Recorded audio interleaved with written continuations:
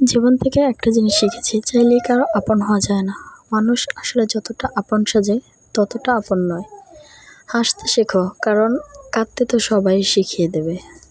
তোমার ভালোবাসাটা মিথ্যে হলেও অভিনয়টা পারফেক্ট ছিল। নীরবতা অনেক কথা বলে, যা বোঝার ক্ষমতা সবার থাকে না। একবার বিশ্বাস ভেঙে গেলে সরি কোনো কাজে আসে না। অনুভূতিটা আমার একান্ত, চলে যাওয়ার কারণ তোমার ব্যক্তিগত। কখনো কখনো গুরুত্ব বোঝার জন্য দূরত্বের প্রয়োজন হয়। একা থাকতে শেখো, কষ্ট কমে যাবে। প্রিয়জন তো তারাই, যারা শুধু দুনিয়া নয়, মৃত্যুর পরও আপনার কবরে সময় দেবে।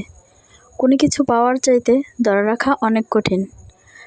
ভাগ্য লেখার দায়িত্ব যদি মায়ের হাতে থাকতো, তাহলে জীবনে কোনো দুঃখ থাকতো না।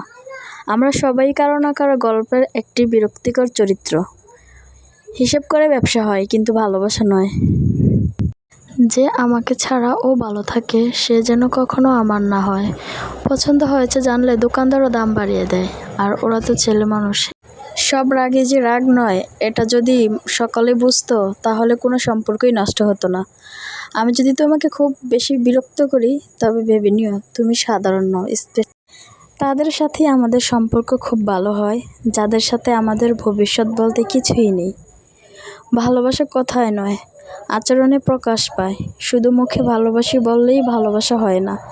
একা চলতে শেখো, আজ যে আছে কাল সে নাও থাকতে পারে। বাঁচতে হলে প্রচুর হাসতে হবে।